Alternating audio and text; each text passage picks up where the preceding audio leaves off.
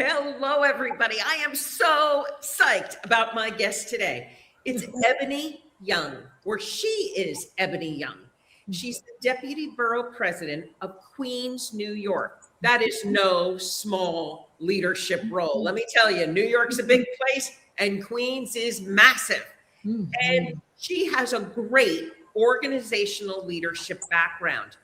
I met her at a conference where she spoke, and I truly thought, I'd like to see this woman as president. I'm not sure we can get her to do that, but I'd have run the campaign. So please say hello to Ebony Young. Hello, everyone. Oh, Dian, so Diane, I'm so sorry. So lovely to see everyone, and really excited about the conversation today. And looking forward to folks on the other end of this camera walking away differently, which we think is really important. Let's change from this conversation. I love that as an opening. We can't get better than that. Yeah. So, leadership and change. What does that mean to you, Ebony? Yeah. I think the best way to define it or describe leadership and change is through storytelling. I was 20 years old and a sales rep, account executive for a radio station, and was going into a bridal shop to talk to them about radio advertisement at the time. And they were really excited about it. I was really excited about it. And I left the bridal shop and began to get really blurred vision. And I'm like, oh goodness, what's happening here?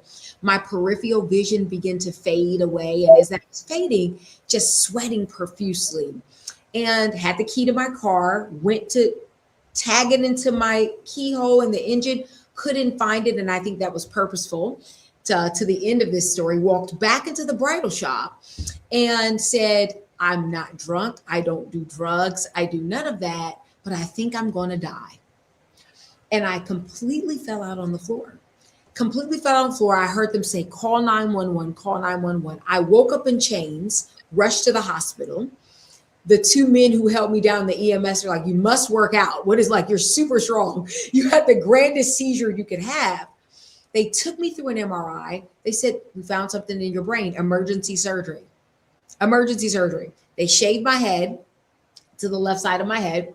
I go into this emergency surgery, and I ended up finding out that I had 4 of my wisdom teeth pulled, and infection moved up into my brain. And typically, when they have those cases, people die immediately.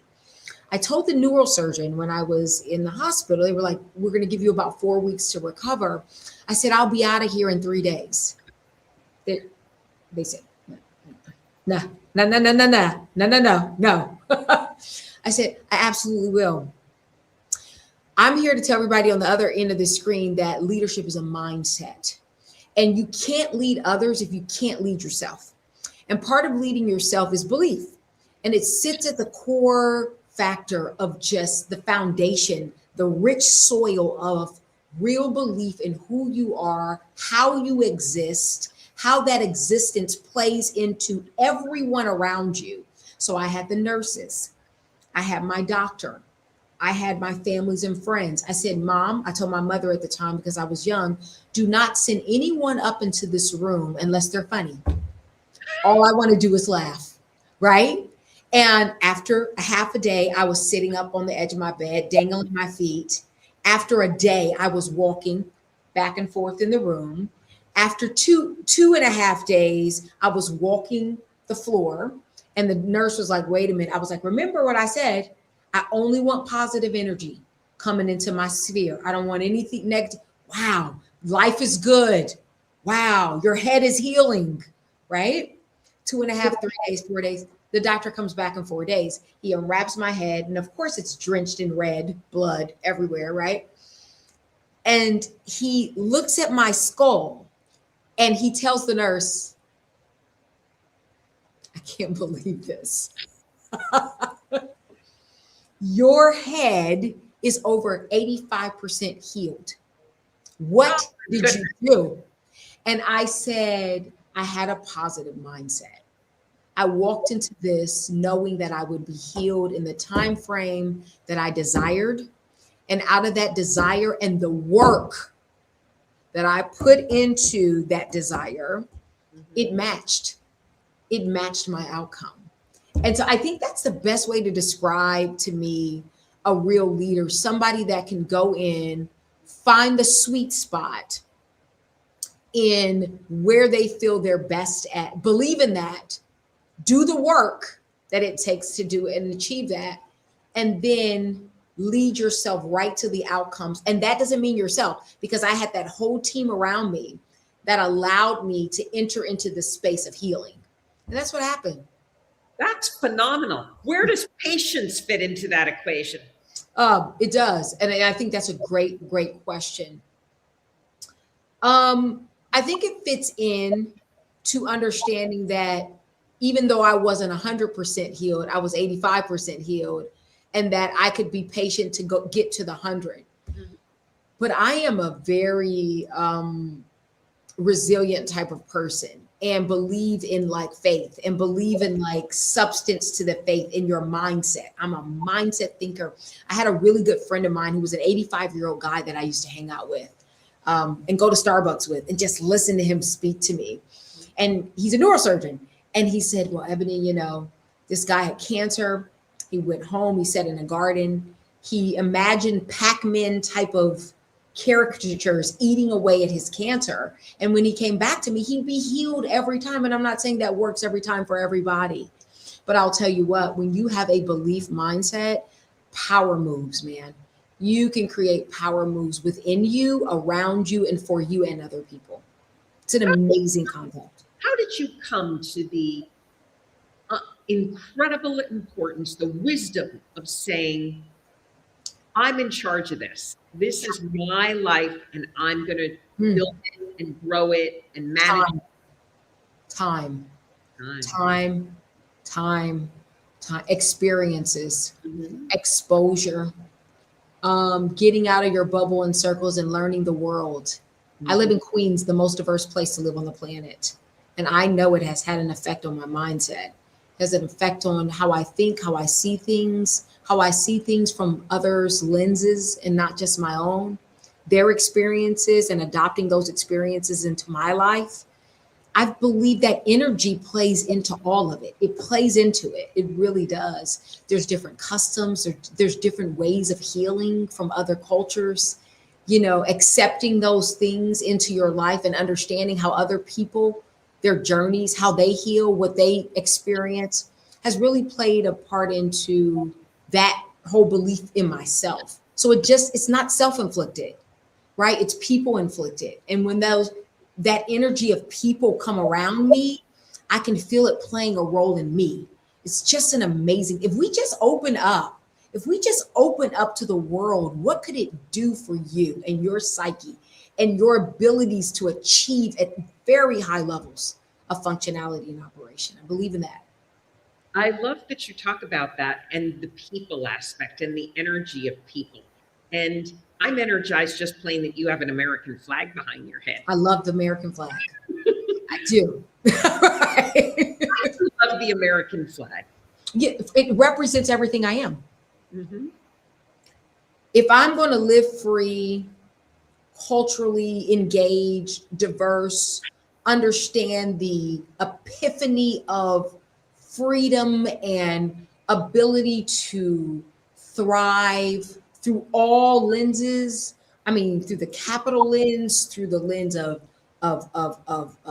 social responsibility, all that mix resides in America.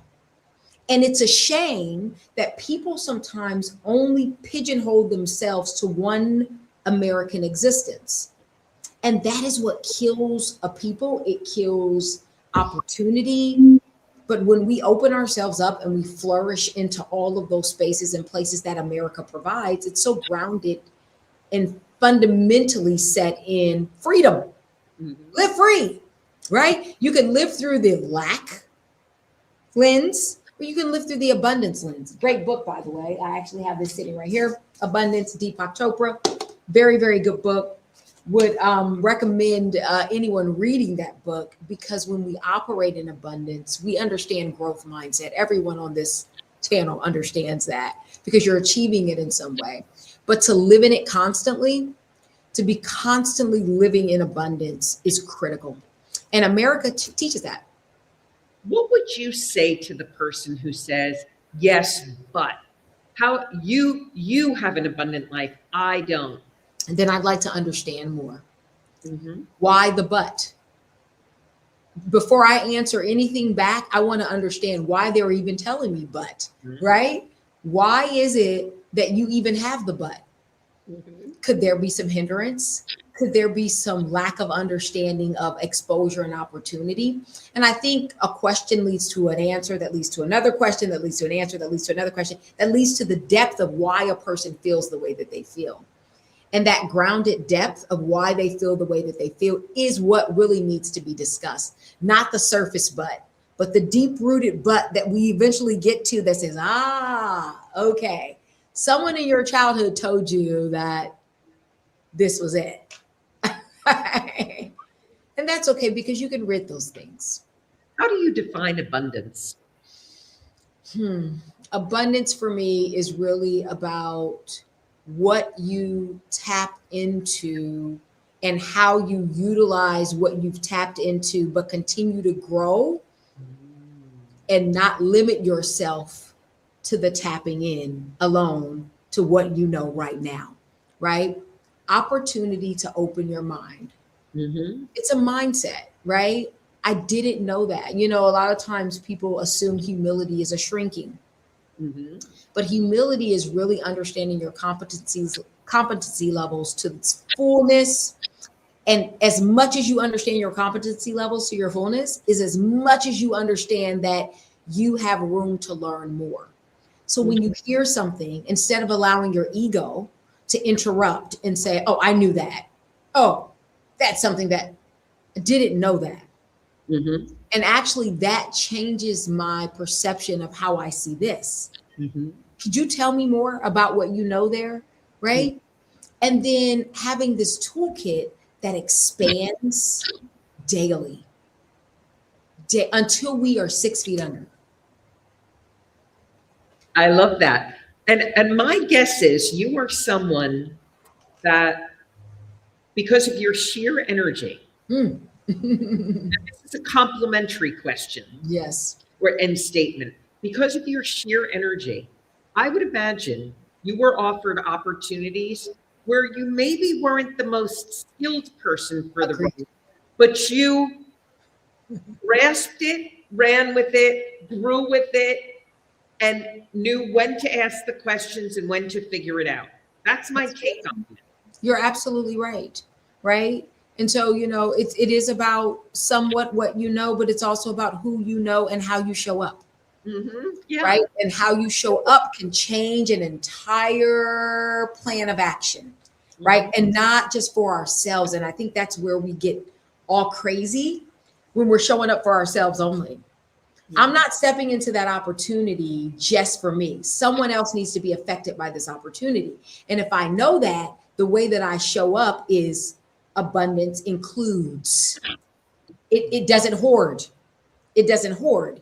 It opens itself up to include all the folks and people and opportunities and situations and trials and tribulations that need to come with that inclusion. And that is critical. That is critical. You know, I so love that you said that abundance is bringing other people in. 100%. There's a lot, you see it on social media, you see it in conversations where there's a mindset of not enough for everybody. That's right. I disagree with that. I think there's plenty for everybody if you want to go and grab it. I mean, there is no finite number of money. I mean, money is endless. Endless. It's endless. And so that's where the more you can figure out ways to embrace what other people are doing and how you can collaborate with them and what you can bring to the table and what they can bring that you can't. Listen, I live my life by 3 principles: communication, meaning not just Ebony, you know, how am I hearing on the other end? Communication, collaboration, working together, right? And compassion. Mm. Compassion. You bring those three things to the table: reciprocity and communication. I hear, I understand, they hear, they understand. Opportunities within collaborative ventures, because once you get into a conversation like that under reciprocity, there'll be collaborative ventures, right? Compassion, not just for people, but for circumstances. Everything that comes with compassion, that will open up gold roads. It just opens up the road to gold. It does. If you were sitting talking with someone and they said, Ebony, Yeah. you who has these opportunities, it's not me. Hmm. What would be, now I know you said you would ask them that first question. What would you say to them are the first steps they need to own and take responsibility for? Mm-hmm. Number one, I think, is therapy. Intuitive coaching. To really sit down and dive deeper into the what, who, why, and where, from a person's vantage point and how they are like moving through the channels of life, right? I think that is really, really, really important. And wrapping around just the whole understanding of, where their lives are, where others' lives are, and, how to get out of roadblocks, out of the roadblocks, right? And that takes time. I go back to time, right? And you get to my age right now, and you think, right, how much time do we really have here? The older we get. Watching this live, if you're watching the video version of this, let me tell you, I was shocked when I found out how old Ebony was. No. I had her pegged for at least 20 years younger. That's impeccable. We love to hear those things. It's great. Yeah. Life is good. When organizational leadership, you said something to me that I really thought was fascinating. After I saw you at a conference, then we met and we had a great conversation. You talked about how sometimes it's not that someone should be removed from a role. They should be removed to a role. Right. Exactly. That's assessment, right? And that takes a very, I think, emotional, mature leader coming in and understanding where people's human potential lie, where it is now, where it could be, and understanding the psychological parts to a person's development and who they are instinctively, innately. I use a psychological assessment called True Colors Corporate Assessment. It's a really good assessment to really gauge where people are in their career lives. And then, of course, Myers-Briggs is a great one. Marcus Buckingham, Now Discover Your Strengths, great one. I think at the intersection of all three of those, you get to learn who you're working with, where they're at in life, what they do innately, how they show up in ways that benefit people. Ultimately, everyone in business ultimately has to serve people in some capacity, in some way, shape, or form. And so how do you get your team at the highest level of human potential and capacity to be able to serve those people in a way that is unusual, that's peculiar? And people begin to step back and say, now that was peculiar. No one's addressed me like that or approached me like that. Well, the best way to do that is to find out what they innately do well. And when you find that out, you position, right? And sometimes that even means looking at your descriptions, your job descriptions, your titles, and maybe altering them in some way to fit someone because they're just good at what they do innately. And you as a owner and founder or whatever say, hey, listen, this person could really make me billions. If I just altered and adjusted my ego to move 2 words off of that title to make this happen. And then it's not changing. There's such funny truths in that. I was talking with a client the other day, and in his role, he was told he had to take a personality test. Yeah. He says to me, Diane, I did whatever I could to beat that test. I know. I bet. Test. I bet. And he said, yeah. He goes, and no matter how I answered it, no matter how I thought about it, because I got that test back and I'm like, this is me. This is really me. And then it made me laugh even more so because when my mother died, I found all these things she had saved, including my elementary school report cards. Wow. And in my 5th grade one, she had saved one of those personality tests that said she's going to end up as either a psychologist or a writer. And I'm like, if that's not the funniest thing that in 5th grade, there was something showing in my personality that I avoided for years. Oh, wow. Wow. And you just come back to your foundation. You come back to what was rooted all along. And then, people struggle with this purpose thing and they go, I don't know my purpose. You were born with it. It's innate. Think about what you did on the playground. I can think about what I did with my friends in just natural organic play. Oh, I bet you were leading that playground. That's exactly right. They're like, Ebony, what are we going to do today? I'm like, okay, here's the leader. She says, let's play tag. We're in. Okay. So then you plan the day. Okay. So we're going to do tag. We'll do a little bit of big wheel riding. And then after this, we'll have some lunch. And they're like, okay, let's go. So all of that played into who you are. You look back, Diane, and see who you were as a kid. It's showing up right now. And sometimes we go all the way around the forest bush, searching for something that's been there innately the whole time when all we needed to do was figure out how we played at 5. It's so spot on. I said the monkey bars, we have a picture of our daughter. We were living downtown and she wanted to do the monkey bars every day. And I've never in my life been able to do the monkey bars. And she could do them back and forth. She hung on them for hours and would then go, and our son, if there was something to climb, he had to be the one at the top every time. And those personality things. We're reflecting today. If we could just get back to them, own that you knew who you were born knowing. Wow. And that socialization process that strips it away. Largely because of how we interpreted a stressed out adult. And we looked at that face and said, oh, they're judging me. And we weren't old enough to look and say, wow, maybe they just got yelled at their boss. Maybe the traffic was brutal when they came home. Maybe we started hiding and suppressing. Yeah. What was there innately, right? Yeah. What just organically comes out. And when a person feels like they're in that zone, in the organic zone of floating, what can they do for business? They'll turn your business upside down. You don't have to ask.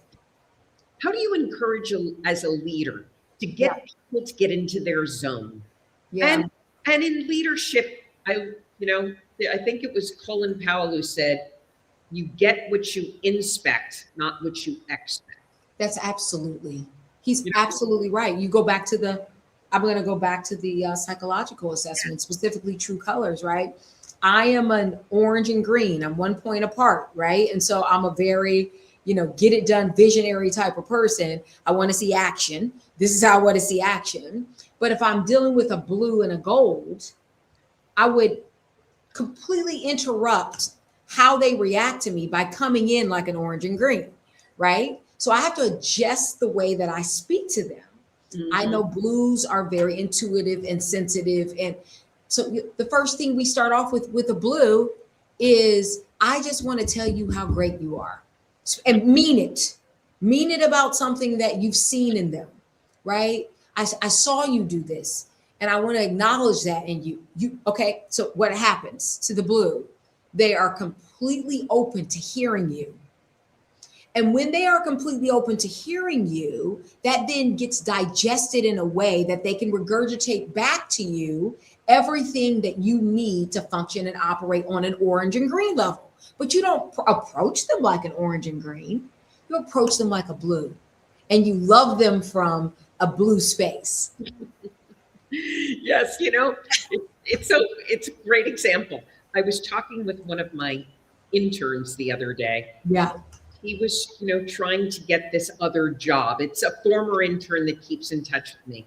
and going through how they were positioning the letter. And I said, well, say, thank you and please. And he said to me, well, I said, thank you last time. Oh, I said, exactly. Oh, I said, do you ever object to hearing someone say thank you to you? wow. And he looked at me, goes, no, but I don't want it to look like I'm sucking up. I'm like, Wow. well, let's get a couple of things straight. You are sucking up. You're trying That's to get, right. and That's so understand the hierarchy here. You That's right. have the job. They can help you get it. I love it. But let's also talk about just plain being polite. That's right. Don't you think that having those manners, addressing the person the way they might like to be addressed, which is respectfully that they do have the power, that you're not their peer, you're not their contemporary. Give it a try and see how it goes. You change their lives and you can change yours, you can change your business. Yeah. It's very simple principles. It's not difficult, but I think some people have the ability to synthesize a lot quicker and watch human. I'm a people person. I can read energy very quick and very well, right? And so you put me into a room, I think that plays into my leadership, Yes. which is, oh, okay, got it, synthesize outcomes, right? And then knowing how to rid your ego. Mm-hmm. That's it. You got to get off of yourself. Right? No, I believe this is the way. No, not that. No, stop. Mm-hmm. Stop, right? And use some real emotional maturity around if I'm trying to achieve an outcome. If I get rid of my ego, that outcome comes to me much quicker, much faster, much better if I can let go of myself. You know what? The day I saw you speak the first time at that conference, that what you just said right there, letting go of my ego, engaging people, getting the people in the room That's right. whooped into your message and conversation That's voluntarily. Right. That's right. Voluntarily. That's right. And yeah, I remember thinking, wow, that was superior communication. And I've communication and observed it and worked in it my whole life. And it was an outstanding feature of how you spoke. And in all my subsequent conversations, I've observed it. So when you go into companies as a leadership advisor or consultant, yes, what are the big things you overcome in a crowd to get them to listen to you right up front? Yeah, I think practice what you saw on stage, right? Perceptive dynamics. I love it. It's really about understanding perception. It's about understanding the energy levels and the aura in the room, and how people are showing up. And you can see that in nonverbal cues. You can see that in verbal cues. You can feel it if you are a real leader in the way that the room interacts and engages. You can understand it through why those people are even in the room to begin with, how they got there. It's all the questions that aren't typically answered before you get into a dynamics of a room like that will give you a lot, not the full answer, but will give you a lot on how you show up and enter that room. And how people perceive that from their vantage point and not yours. And so I think that's critical when I'm doing a lot of consulting and assessment, to just be still first. Don't jump in and speak too quickly and too fast. Just be still. Watch what's happening around you. Ask very simple questions. And those questions should prompt the audience to engage so you can assess. Now, something about you have an incredible presence, and it's a very holistic presence. Thank you. You're not only beautiful, Thank you. And speak exceptionally well. Thank you. You look very physically fit. It's like you take all the components of what it takes to show up, and I can't find any check mark you're missing. So, well, you know what? Innately, if you're meant to do something, that's how you show up. It is. It really is. Yeah. Does Um, that and, the day look like for you? Because you're clearly keeping yeah. yourself in great shape. You know, there's a lot to you that Yep. this energy. Yep. And so, the older you get, the more you have to be more conscious about maintaining it, I think. And that is, I believe in the whole trifecta of mind, body, and spirit. My mother, growing up, said these three things to me, and I will never take that. I'm like, I'm taking that with me for life. And this is before the internet. This is before the massive appeal of computers. She said, you have kids and you put them in three places. These three places will guarantee a well-rounded adult. You bring them to a library where they can learn, some learning environment, right? Some form of a learning environment where they're constantly learning, right? You bring them to a space where they can play, a gym, some form of place where they can move, and then you bring them to a place of humility and worship, somewhere they can find a God, or somewhere that something's bigger than them. Library, gym, church for me, right? All three of those spaces and places, my mother made sure that there was a balance constantly that I was in growing up. Through that, Wow. it led me to the exposure piece. My mother founded a private school in a predominantly white neighborhood, right? I lived in a mixed neighborhood, but I went to school every day in a predominantly white neighborhood. So I understood the dynamic. She was all about the balance thing. Know how to do this, know how to do that, know how to do this, know how to do this. You do the gym, you do the library, you do the worship place. You're whole, you heal, you're evolving constantly, right? It's just amazing. It's amazing. My mother never articulated those three. Yeah. But those three were exactly how we were raised. Wow. Maybe our mothers are twins. Yeah, maybe. Right. Separated at birth. I don't know. Right. I remember my mother instilled a love for reading. Every summer she would sign us up for the local library's book club, where you get to take out 5 books a week. Yes, I did that. Got a star for each, and you want to get all the stars on your page. I wanted those stars, and I loved reading those books. Me too. And then, there was like kind of like a park, but I remember there was a stream, and she would let us go to that stream and play in that stream for hours, even if it was frigid, making little leaf boats that we would float down. Incredible. And church we had to go to catechism once a week. That's right. We had to go to church, we had to, sit like that. And it's so good. I say to our kids today, I will buy them any book they want. Unfortunately, our son happens to like vintage out of print books from the 70s about culture. And I'm like, seriously, you sure you can't find a cheaper one on eBay? You did it to him, right? It's a good thing. Say no to someone who wants to own a book, because I also love books because they're not like the internet. They're a snapshot in time. They can't be changed. They can't be audited. It's what was happening then, or someone's perception of what was happening at that moment. And you such a lesson. Saw the situation very differently. Yeah. But if you merge together in a weird way like the internet does now, you can't get the same color of circumstances and people and how they were perceiving things and how they were phase. I love that. That's such a rich way of looking at vintage reading and books and how you're handling books and where it takes you. And when you talk about like exposure, that's a part of your exposure journey, that you can understand your history and your past and perceptions and where people were, so that you know where you are and where you need to be. Like all of it leads to something else. Everything we do in our life is connected.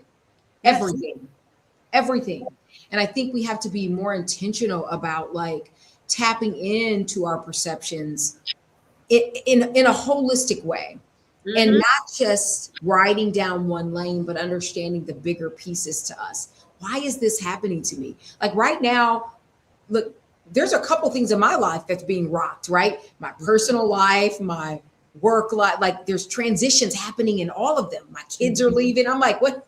Like, I'm like, what's, I was like, no, stand still, stand still. This is a lesson. This is such a rich, somebody loves you. Somebody really, really loves you and believes that you can do more. That's where you're at. That's where you're at. Know that it's so beautiful. And when I take on that mindset, it just, things shift. Yeah.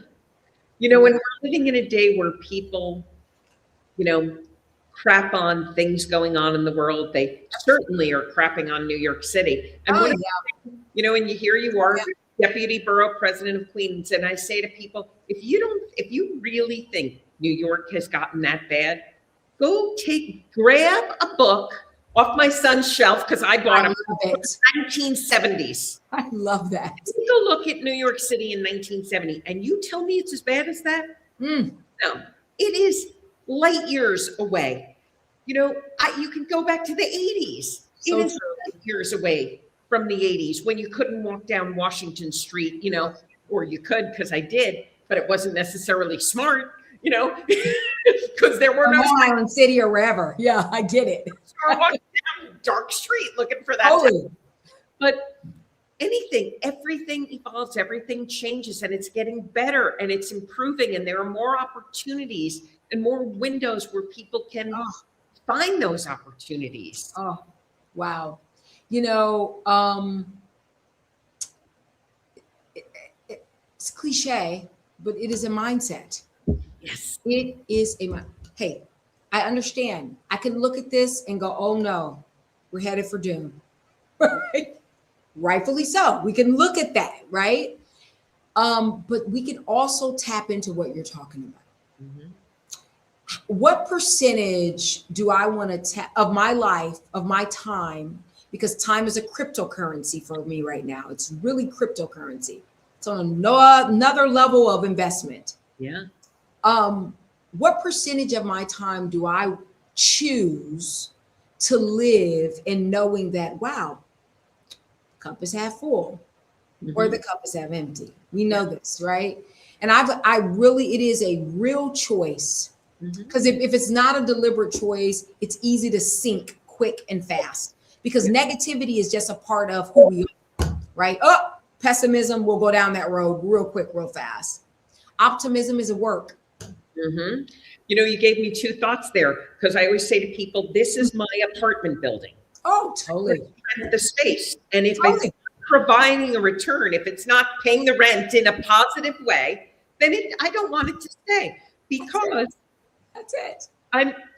Obviously nobody knows how long your life's going to last. No one knows. You know, I used to believe 100% that time was my most valuable commodity, but I don't necessarily believe that anymore. Now I say energy is, because if I'm lacking energy, it doesn't make any difference how much time I have. If I'm sick, if I'm just mentally not in a good space, time can feel like eternity. When I feel like I'm in a great space, it can feel like, oh, that was the quickest moment, you know?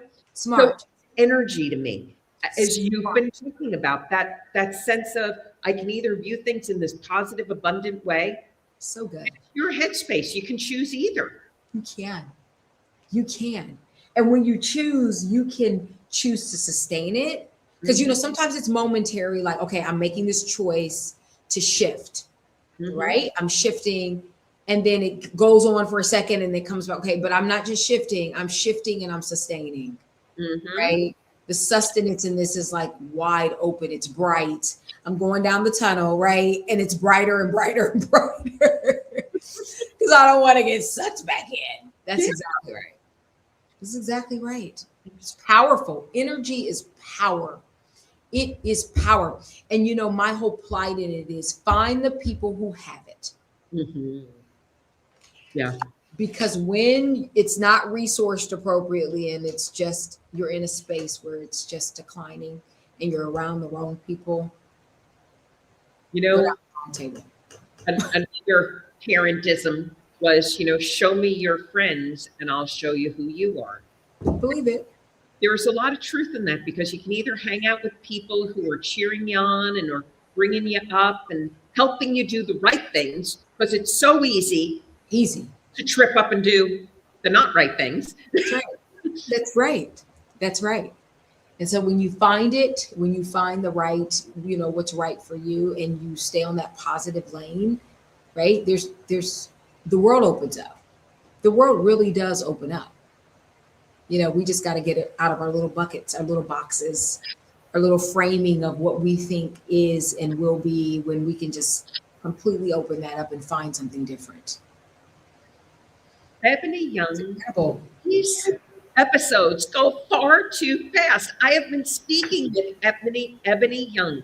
She is Deputy Borough President of Queens, New York, which is a massive place if you've never been there. And it's one of the 5 boroughs of New York City. Yes, it is. She is truly a well-learned woman on organizational leadership. She lectures on it. She teaches it. She has guided people throughout her career in this. And Ebony, what would you tell somebody today? I need a good parting thought from you. Let's just put you on the spot for a little bit. I tell you, I think let go of being accepted. Let go of being accepted and being liked, and open yourself up to your whole self and who you are. And I think it'll open you up to where you need to be. Let go of being accepted. I've lost so much with trying to be accepted when I had the optimal star service within myself, and I've tapped in, and it changed my life. I said, if there's a day you go to heaven and if there's a reckoning moment, I always say to people, the question by God is going to be, did you embrace that I gave you a once in a lifetime existence, that there will never in all of time powerful another you? That's power. There's all kinds of power in that. That should be the parting word right there. There's all kinds of power in you. Oh my gosh. Delightful. Tag team with you, Carol. Just hang out with Ebony. Enjoyed the audience. And even though we can't see them, we can feel their energy. Oh, absolutely. Yes. Ebony and I are going to be moving over to the green room. I'm Dian Grissel. This has been the Silver Disobedience Perception Dynamics podcast. My guest again has been Ebony Young. She's the Deputy Borough President of Queens, New York. Yes. And she is a total rock star. And if you have listened to this, I guarantee you are going to want to share it. And please do. And there will be links below where you can stay in touch with Ebony and find out about all the amazing things she's doing. Absolutely. Because this is a woman who is just plain on the trajectory of amazingness. And I just know it's not anywhere near. We haven't even seen the tip of that iceberg. So thank you, Ebony. Oh, yes. Thank you all. Appreciate everyone. Thank you so much. Hit subscribe. Ebony, don't go anywhere.